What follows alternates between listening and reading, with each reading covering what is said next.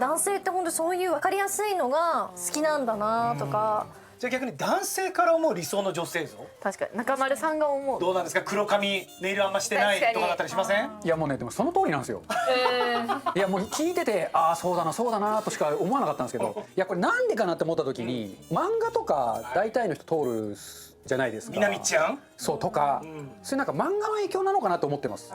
漫画に出てくるいわゆる分かりやすいヒロインみたいな子にやっぱその幻想を抱いてるところが多分あんのかなって思うんですよね、自分も含めて。